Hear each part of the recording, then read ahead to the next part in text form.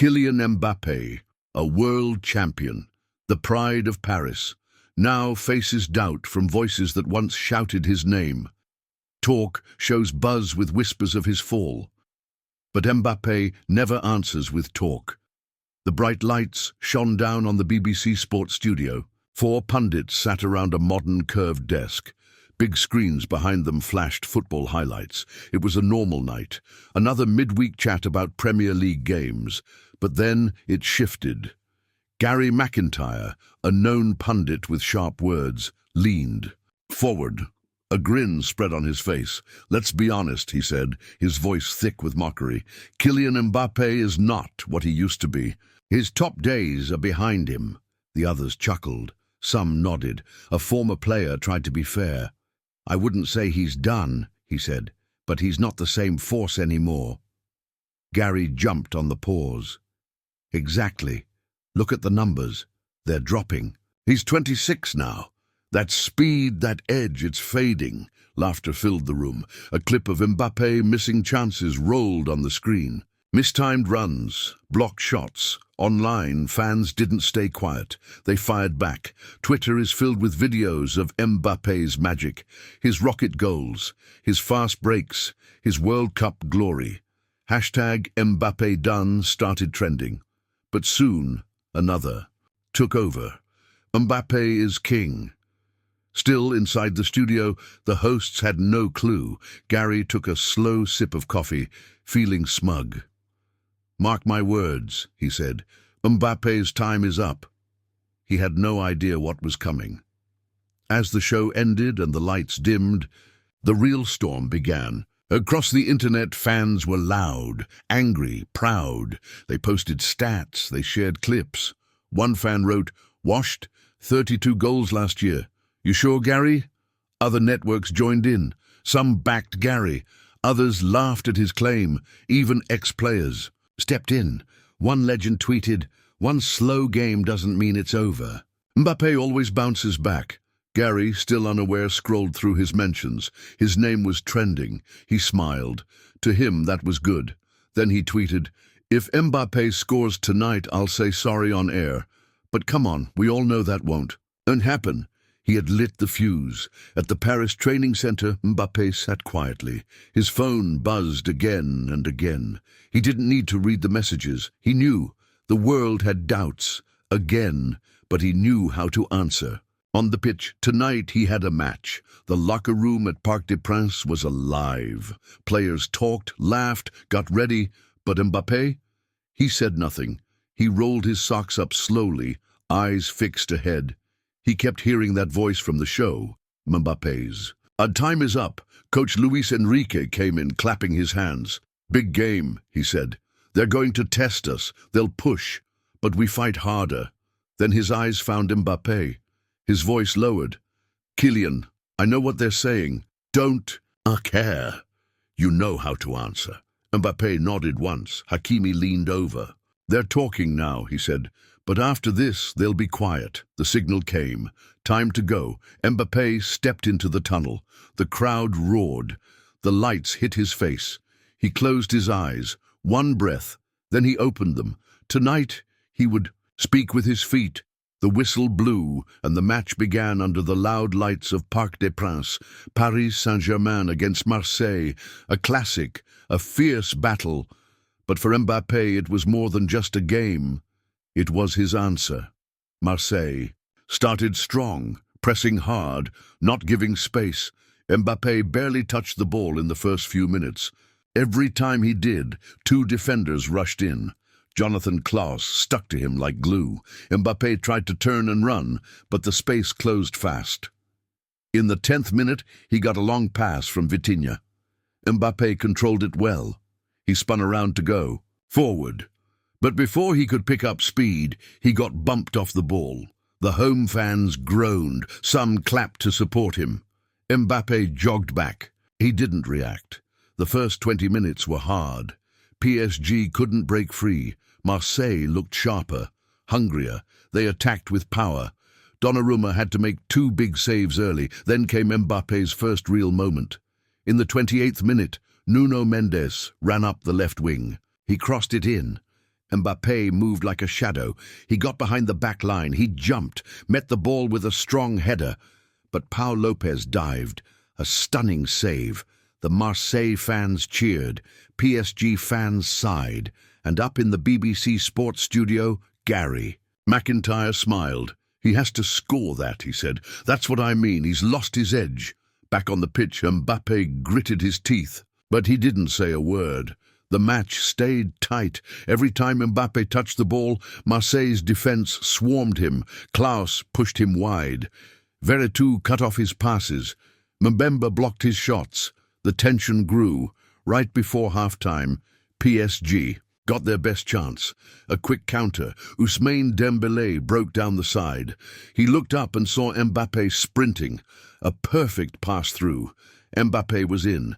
Just him and the keeper. He shot. Lopez saved it. Gasps filled the stadium. The ref blew the whistle for half-time. Mbappé walked off slowly, head up, but his eyes were focused. He wasn't done. Marseille players smiled as they headed to the tunnel. For now, they had him locked down. In the locker room, it was quiet. Not from defeat, but from something else. A storm is building. The players sat breathing hard, shirts soaked. Mbappé sat with his elbows on his knees, eyes on the floor. Luis Enrique paced. He had seen this before. When the team couldn't find its rhythm, when nothing seemed to work, but he also knew what came next. If the spark was lit, he clapped once, loudly. "All right," he said. "I know it's tough. Feels like we're stuck. But we're not done." The players listened.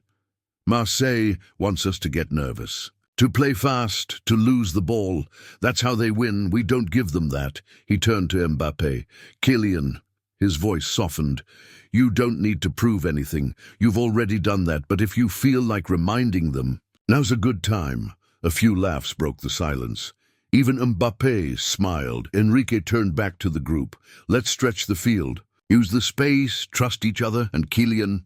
He locked eyes with him. "You've got this." Mbappé stood up, rolled his shoulders.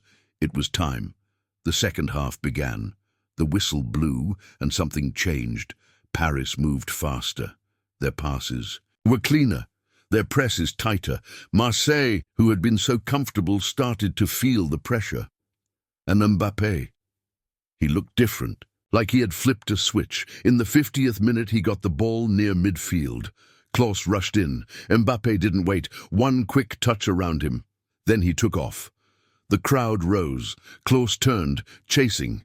He was fast, but Mbappé was gone. He flew down the right side, then cut in. Ruben Blanco came to block. Mbappé set up for the shot. Rodrigo bent in with a tackle. The ball flew out. A groan swept through the stands. Mbappé jogged back, breathing deep, close, not yet, but soon. Paris pushed harder. Crosses came in from every angle. Dembélé tested the keeper. Vitinha danced through midfield. The match was shifting. Then came the moment. In the 55th minute, PSG got a free kick near the center circle. Hakimi spotted Mbappé already moving. He sent a perfect long ball over the top. Mbappé dashed forward. He didn't break stride. The first touch was flawless. He cut inside, onto his left foot. Marseille's defenders scrambled. Too late, Mbappé curled the ball low into the far corner. Goal. Parc des Princes exploded. He stood still, just for a second, then turned to the fans, a finger to his lips. Silence. The Marseille players looked stunned. Luis Enrique didn't celebrate. He just smiled. In the BBC studio, Gary McIntyre stared at the screen. Silent. Paris 1, Marseille 0. But Mbappé wasn't done. Marseille pushed back. Harit and Aubameyang led charge after charge.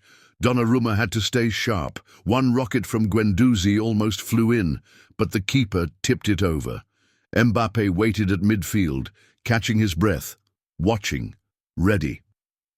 In the 65th minute, PSG stole the ball. A mistake from Rongier. Vitinha grabbed it. He looked up. Mbappé stood at the edge of the box. The pass came. Mbappé took one touch. Then fired. The shot flew into the top corner, 2-0. The crowd went wild. Mbappé didn't cheer. He stood near the corner flag, calm, focused. This was not joy. This was business. He looked straight at the cameras. The message was clear. You doubted me. Watch me now. Marseille started to lose control. João Cancelo shoved Mbappé out of frustration. The ref showed yellow. Their coach yelled from the sideline, waving his arms, but PSG had them where they wanted. Then came the final blow. In the 88th minute, a long clearance flew from the PSG box. Darwin just subbed on, chased it down the left side. Mbappé was already sprinting through the center, calling for it. Darwin looked up. He squared the ball to him, one-on-one with the keeper. Mbappé didn't rush. He faked a shot.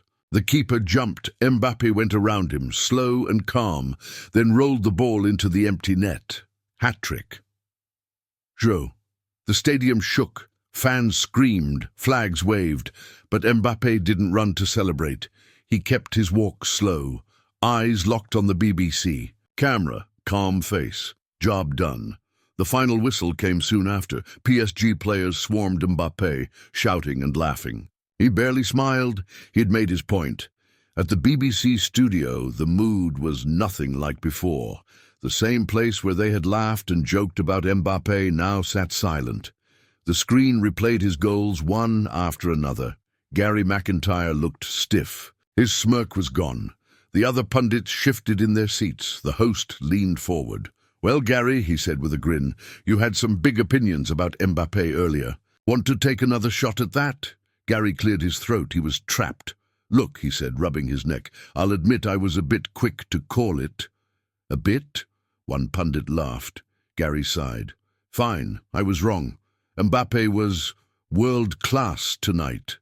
The room laughed not at Mbappé but at Gary. The clip went viral fast.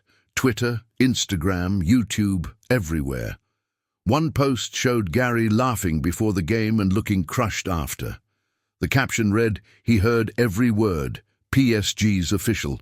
Account joined in. A photo of Mbappé holding the match ball. Caption, "Let them talk." The reactions flooded in. Football legends posted praise. Rio Ferdinand tweeted, "World-class always finds a way." Ian Wright laughed on his show, "This is why you never disrespect great players." Even Sadio Mane dropped some clapping emojis. Gary McIntyre tried to defend himself. He tweeted, "Hey, I was wrong. Mbappé proved me wrong. That's football, right?" But the internet wasn't having it. The top reply showed Mbappé's cold stare after his third goal, with the words, "Too late, mate." Sports networks changed their tone overnight. Sky Sports asked, "Is Mbappé still the best forward in the world?" ESPN debated if PSG was back in the title race. Every outlet now praised him. Mbappé didn't say a word. In the PSG locker room, the mood was loud. Players clapped him on the back. Hakimi joked, "You could have left me one of those goals, bro." Mbappé grinned. "Next time." Luis Enrique walked in, still shaking his head. "Kylian," he said, grabbing his shoulders. "What was that?" Mbappé shrugged. "I don't listen to them, coach. I just play." Enrique laughed. "That was special." The players grabbed their phones. Online reactions were everywhere. Headlines, videos, memes. One player showed Mbappé his screen. "Bro, you broke the internet." Mbappé looked, he smiled. Then he pulled the match ball from his bag. Later that night, he posted one photo to Instagram. Him, sitting in the locker room. Match ball in hand. Calm face, no caption, no comment, just the picture. The world understood. It got millions of likes in minutes. Comments came in from stars, teammates, even rivals. Didier Drogba. "They doubted you, LOL." LeBron James. "Never." Question greatness. Trent Alexander-Arnold. Cold. Gary McIntyre. He was now the internet's favorite joke. Every show, every comment, every tweet reminded him of the moment Mbappé made him eat his words. At the next BBC show, the host grinned. "Gary, should we start with your apology today?" The studio burst out laughing. Gary sighed. "All right, I get it. Mbappé made me look like a fool." Another pundit chuckled. At least you owned it. Gary nodded. But I'm never doubting him again. The clip went viral. Again, Mbappé hadn't just won a match. He sent a message. Never doubt the king. The next day, the headlines all read the same. Mbappé silences. Critics with stunning hat trick.